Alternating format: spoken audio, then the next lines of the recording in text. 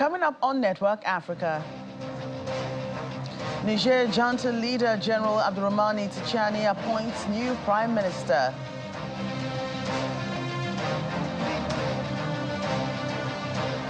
U.S. Secretary of State Antony Blinken backs ECOWAS efforts to restore constitutional order in Niger.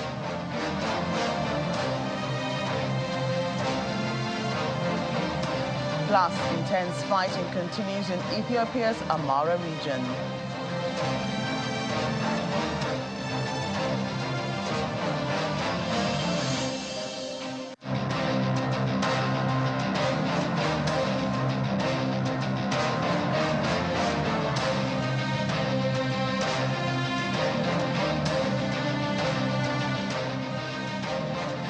Hello and welcome to the program. I'm Joke Rogers here in Lagos. Niger's military junta leader, General Abdurrahmani Tchiani, has named a former finance minister as a new prime minister following the July 26 coup.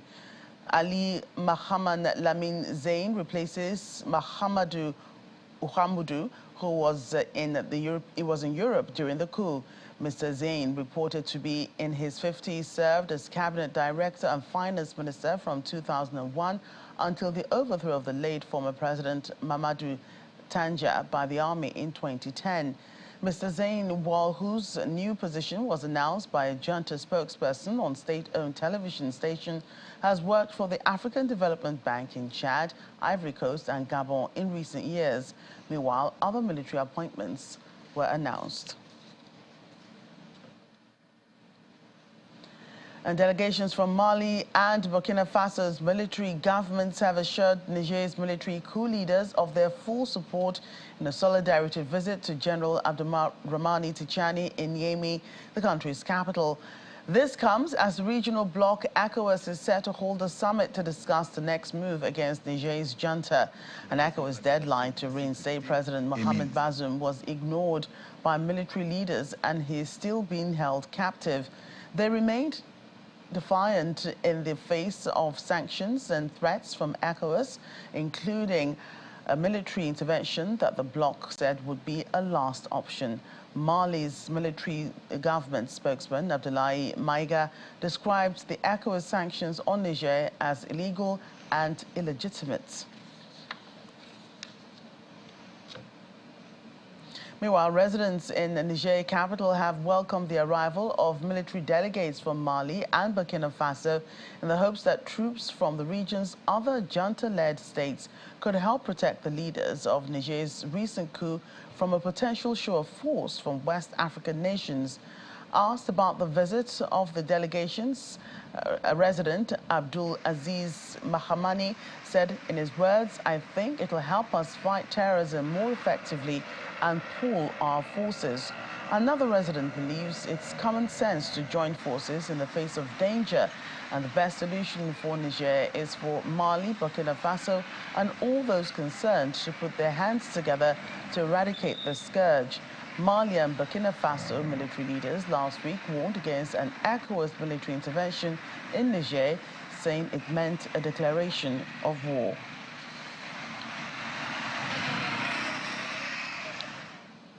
Well, it's the same show of support as students at Niger's largest university say they are ready to lay down their lives for the new military regime that overthrew democratically elected President Mohamed Bazoum last month. For some, when it comes to their homeland, no sacrifice is too much, as they are willing to take up courage to defend their country. This is coming after the coup leaders, who call themselves the National Council for Safeguarding the Homeland, in a statement called on young people to mobilize in the event of an ECOWAS intervention. The Economic Community of West African States, which has sent military forces into troubled member states in the past, told the junta to stand down by Sunday, but coup leaders instead closed Niger's airspace and pledged to defend the country.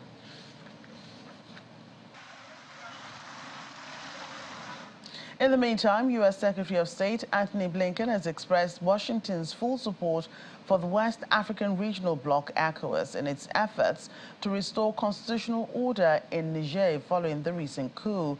Speaking in an interview, Mr. Blinken said that he had been in touch with Niger's deposed president, Mohamed Bazoum, saying it was crucial the democratically elected government be reinstated. He also noted that Russia's Wagner mercenary group is taking advantage of instability in the country, warning that if Russia's mercenary group Wagner were to be deployed to Niger, there would be an increase in deaths, destruction, exploitation, and rising insecurity. However, Mr. Blinken said he did not think Russia or Wagner instigated the military takeover. Meanwhile, United States Department spokesman Matthew Miller says U.S. aid programs to the government of Niger that have been paused over a military takeover in the country are valued at more than $100 million. Speaking at a press briefing, Mr. Miller said hundreds of millions of dollars in U.S. assistance is at stake if the country's junta does not reinstate the elected government. Embassy staffing.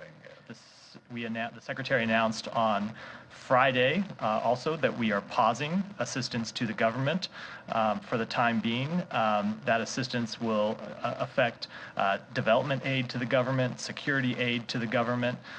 It's a significant amount. I don't have a number because it's a pause, and it's a pause that we would hope would be reversed if the junta leaders would step aside and restore constitutional order tomorrow. That pause would be the pause would go away and security assistance would be reinstated.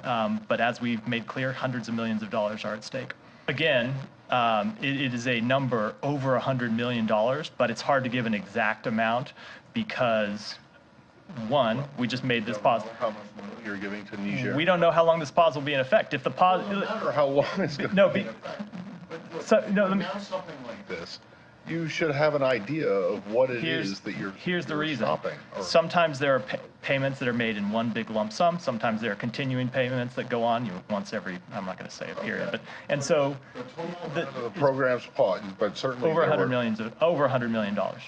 I don't have a list of specific programs, but they are development assistance, security assistance, law enforcement assistance, and other programs that aid the government of Niger. Elsewhere now, residents in Ethiopia's Amhara region say intense fighting between local militias and government troops has continued today as violence shows no sign of abating. According to the residents, the clashes include the firing of heavy weaponry, raising concerns over safety of civilians. Fighting has also continued in the industrial city of Debre Biran, 80 miles north of the country's capital, Addis Ababa, where residents reported seeing drones hovering. Activists linked with the militias have reportedly claimed control of additional small towns and villages. However, the head of the World Health Organization, Dr. Tedros Adhanom Ghebreyesus, who is an Ethiopian, has expressed concerns over the ongoing violence in his country. Meanwhile, a senior Ethiopian official accused militiamen in the Amhara region of seeking to overthrow the regional and federal governments following days of fighting that led the authorities to declare a state of emergency. Clashes between Fano militiamen and the Ethiopian National Defense Force are continuing. The conflict has quickly become Ethiopia's most serious security crisis since a 2-year civil war in the Tigray region.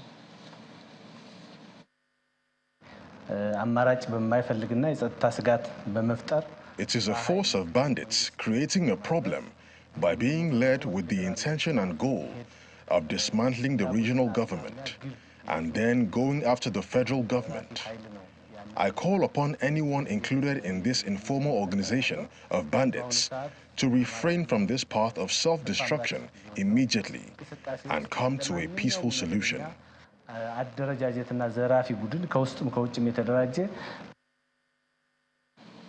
Let's get more on this crisis. Joining me now is senior editor of VOA's Africa division, that's Salem Solomon. Thank you for joining us on the program today. Thank you for having me. So help us understand the situation in Amhara. What really is fueling the clashes between local militias and the army? Well, thank you for that question. Ethiopia is coming out of very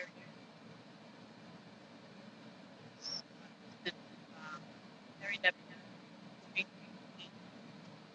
About 9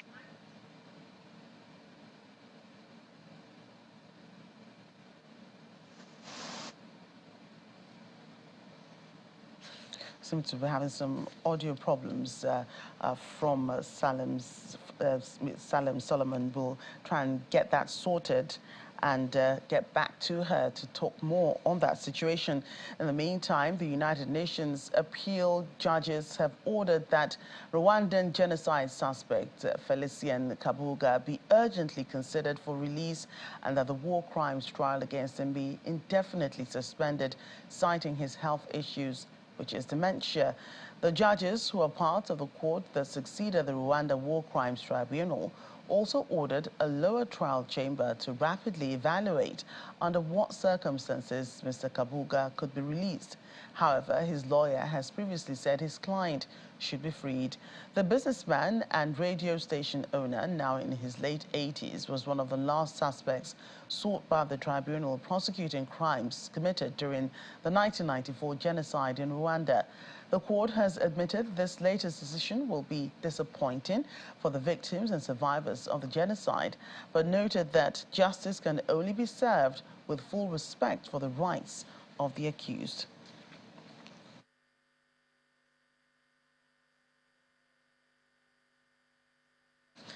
We have Salem back with us, senior editor, VOA Africa Division. Thank you for staying.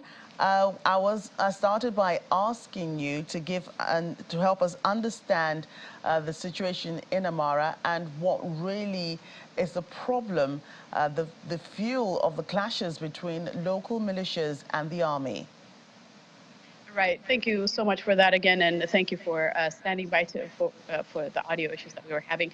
So Ethiopia is coming out of a 2-year war that really devastated the country in the northern part of the country, in Tigray region. And after the conflict was over, there was a peace deal that was signed between the Tigray leadership and the federal government. And the Amhara region and its militia now felt like they were sidelined in the decision-making process in the peace process. And so a little over now 9 months, we're seeing the militia, the Amhara militia, basically fighting the federal government because their needs, they say, are not met. And so that's why you're seeing last week there was a conflict that flared between the federal government and the Amhara militias. Most of these regions in Ethiopia have their own autonomy, so they have regional forces.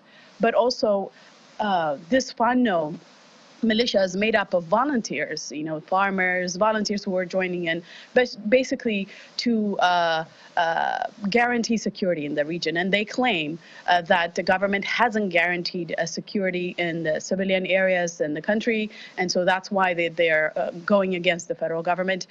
Basically, their fundamental issue is security. They're claiming that civilian, targets have been. The government has. Targeted civilian areas, and so this is what's happening right now, and they feel that they need to take charge. And beyond, there are reports that the Fano militia group have reportedly gained control of several towns.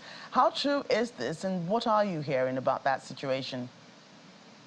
And so residents who spoke to VOA Amharic service just yesterday say there is continued gunfires. Some hospitals are reporting casualties. Clashes continued in the past 3 years. And we talked about Bahar Dar, one of their main cities in the region. There was talk about Lalibela Airport being under the final leadership, but little is now. We're very constrained in confirming some of the information because of the internet shutdown that is happening in the country. Yeah, I was going to ask you about that. We understand that internet, as you have just said, has been cut off in large parts of the region, making it difficult to verify claims of the fighting. Do you think this is a strategy by both parties or just a means to curtail, you know, any further attack, if I must put it that way? See, for your audience to understand that most of the telecommunication internet is really controlled by the government. And so we're talking about a militia, a volunteer militia group that is operating in one region, although Amhara region is Ethiopia's second most populous in the country. Also, for your audience, it's really close to the capital city, 50 kilometers away from the capital city, Addis Ababa. And so is this a strategy? I mean, we've seen it time and time again. It's not the first time the government has shut down. Whenever there's a political turmoil, whenever there is some sort of unrest, what we see is internet shut down. But we've also seen telecommunication shut down, which is a second layer. But so far, there's been intermittent. I don't know if people are using VPN. It's not clear. We've been able to communicate with some sources on the ground using phone lines. In fact, one of our services also spoke to one of the militia, Fano militia members who are saying that they're going to continue to fight. So we have some sort of, intermittent communication, but the government has been known, not now, but since the past 4 years, whenever there's turmoil, when there's protests, the immediate thing that we see is shutdown of the internet. Right, Salem Solomon, Senior Editor, VOA Africa Division, thank you for those updates from Ethiopia. Thank you for having me.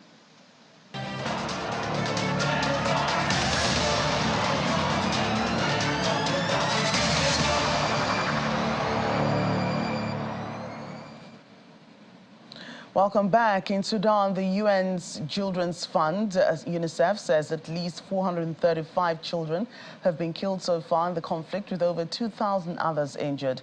According to Ted Chaiban, the Deputy Executive Director of Humanitarian Action and Supply Operations, UNICEF, these young ones have consistently borne the brunt of recurring violence, upheaval and displacement.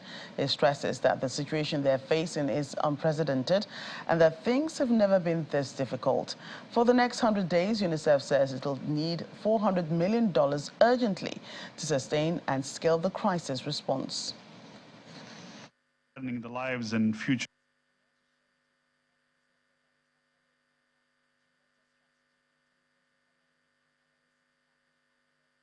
children have consistently borne the brunt of recurrent violence, upheaval, and displacement, and this is the case again. But I also want to say there's no exaggeration that the situation that they're facing today is unprecedented. However difficult things have been in the past, it's never been this difficult. Before the war erupted on the 15th of April, Sudan was already grappling with the humanitarian crisis. Now, more than 110 days of brutal fighting have turned the crisis into a catastrophe, threatening the lives and futures of a generation of children and young people who make up over 70% of the population. From what's reported, 435 children have been killed in the conflict, at least 2,025 children injured. That's an average of one child killed or injured every hour since the war began. And we know that that's an underestimate. The true toll is much, much higher. 93 humanitarian partners reached at least 2.5 million people with some sort of life-saving assistance across Sudan between April and June. Let's not forget the target is 24 million people. 24 million people are in need of humanitarian assistance, of which the target is 18 million. 24 million people is half the population of a country that before 15th of April was doing not too bad. There were needs, but we were not targeting people in the capital. The accounts from people are saying that certain tribes were targeted more than others. And here, I think the focus right now in this briefing is on how do we get assistance into the different areas, Khartoum, Wad Medani, Port Sudan, to a lesser extent, the Kordofans, and how do we stay and deliver no matter what. Meanwhile, the United Nations spokesperson Farhan Haq has been updated reporters about the humanitarian operations in Sudan. He says the first humanitarian convoy since the start of the ongoing conflict has arrived in East Darfur after 9 days on the road. On Sudan, our humanitarian colleagues tell us that last week, the first humanitarian convoy to reach East Darfur since the start of the conflict arrived in the state after 9 days on the road. The Office for the Coordination of Humanitarian Affairs negotiated the movement of these trucks from White Nile to El Dain, the capital of East Darfur. The convoy delivered 430 tons of agricultural seeds provided by the Food and Agriculture Organization to be distributed to farmers across the state by the Ministry of Agriculture. Further humanitarian access is urgently required so that all agricultural areas in Darfur can benefit from the provision of seeds. All parties must also provide farmers access to agricultural lands and ensure their protection as they plant and harvest their crops. A failed agricultural season would have further devastating consequences on all communities in Darfur.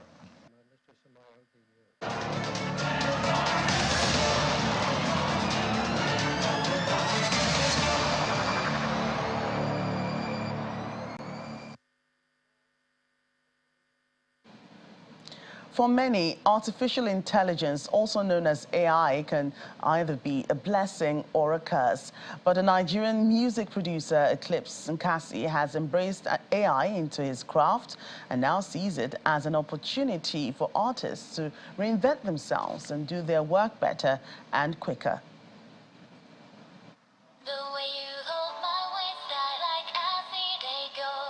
When artificial intelligence apps started spreading in Nigeria's music industry, Eclipse Nkasi thought his days as a producer were numbered. Then he took a step back, saw there were opportunities as well as threats, and used the technology to generate a whole new Afrobeat album in his studio on the outskirts of Lagos. In the past, it'll have taken him thousands of dollars and up to 3 months to compose the tracks, recruit the musicians, record the performances, knock them into shape in a traditional studio, and get them out to fans. But this took him about 3 days and $500. Nkasi and 3 friends switched on OpenAI's ChatGPT program and set it to work, helping them create the 9-track album, Infinite Echoes. There were 2 or 3 things that were very important to me. One, I wanted to find out what was possible with AI, so which means there were several parameters I needed to test. Songwriting, production, voice creation, and so on and so forth. At the same time, I was trying to test the efficiency of the tool, so in terms of timeline, which is why we worked with like a very strict 3 days time, and as ridiculous as it was, we made the whole project in 3 days.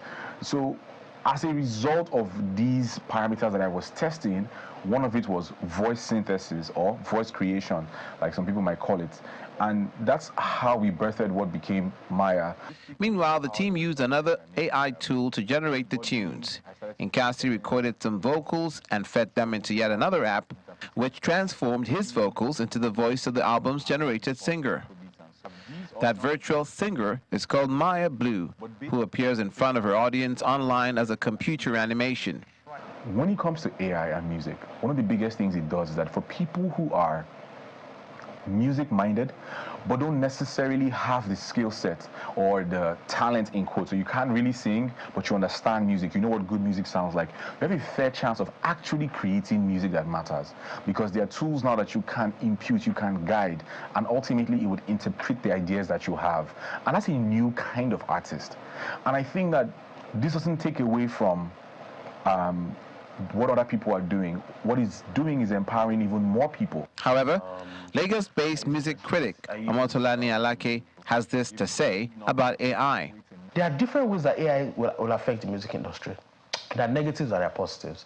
On the positive side, the production of the music is going to get much better. Things that human beings used to do will get much better, like the plugins, the tools, the cleaning, the mastering, the mixing. The technology is already transforming the music industry and could have a positive impact on production values and other technical sides to the recording process.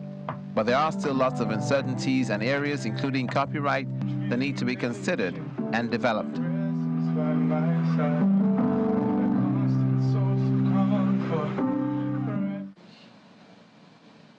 That's Network Africa today. Thank you for watching. I'm Joke Rogers.